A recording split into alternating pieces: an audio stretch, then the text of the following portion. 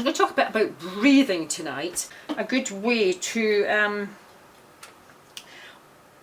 control and understand how much breath you're actually letting out when you're singing any long phrases, or even short ones for that matter, if you're singing too loud, how to control that a little bit. And what you'll need for that is a straw.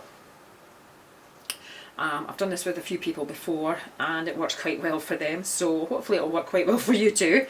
So what you want to do is at least have around about half a glass of water. So you want to blow air through the straw into the water, and that'll let you know how much air you're actually releasing. And also, if you're releasing too much, it'll help you control your airflow a little bit better, so you can manage to get through longer phrases.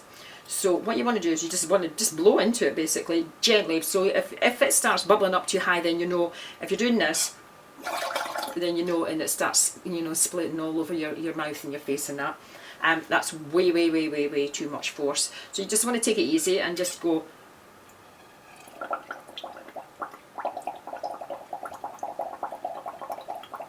Okay, so that's a good way to judge how much air you're actually letting out when you start singing.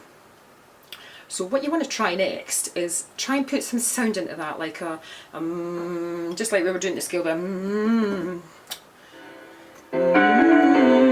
So you want to do something like that in the water. So take a breath and then just gently blow into the water.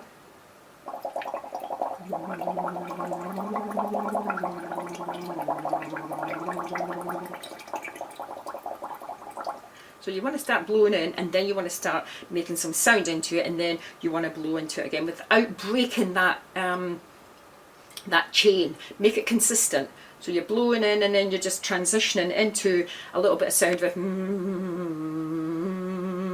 and then you're going back just to gently blowing the air back in. So there shouldn't be any difference in the force of the bubbles between you actually blowing into through the straw into the glass of water to you actually making a sound in the glass of water as well, and then going back to just blowing in the glass of water. It should be consistent bubbles, consistent airflow. So if you're finding that you're maybe using too much on either side, whether you're blowing in too hard and then you find that you're kind of relaxing a little bit more into it with the sound, and then when you go back to the blowing, you're blowing in too hard, you want to maybe just pull back your air pressure when you're just gently blow into it and then engage the sound and then gently blow into it. If it's the other way around and you're gently blowing into the water and your sound is making the bubbles bust up, and then when you go back to your just gentle blowing, you find that the pressure's dropped again. You want to start thinking about, do you want to bring down your vocal pressure, or do you want to rise or raise your actual air pressure? So if you're doing something like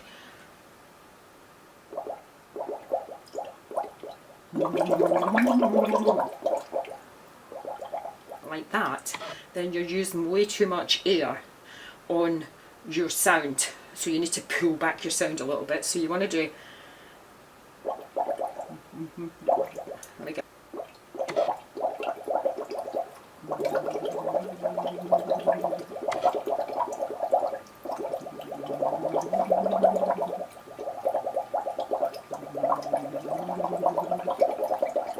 so that's quite consistent. If you're doing something like,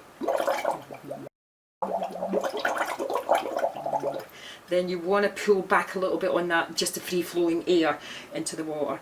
The good thing about this is it helps you control your larynx, and basically what happens is the pressure that builds up behind your lips, because you're, hold on a minute, because you're, I'll probably get full of water, because you're making a little rock round the straw itself, around this part of the straw, you're actually letting the air have some back pressure. So it's hitting your lips from inside your mouth and then it's falling back and then that's helping your vocal cords vibrate a little bit more. So you're using less air, you're reusing the air that's actually in your mouth. So the resonance that's happening in your mouth is helping the air go back to your vocal folds and helping that. So what it's doing is it's coming from here, going down here, and then it's letting that flow sparkle on your vocal cords and then come back up again. So you've got this continuous kind of cycle going on where it's back and forth and back and forth and back and forth. So it's a good way to control your air pressure.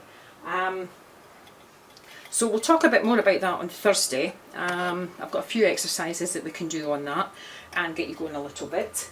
So yeah, do work with that. It's really good fun.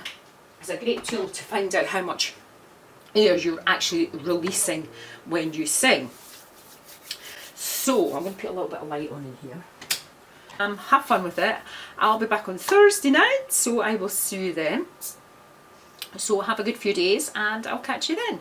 Bye for now.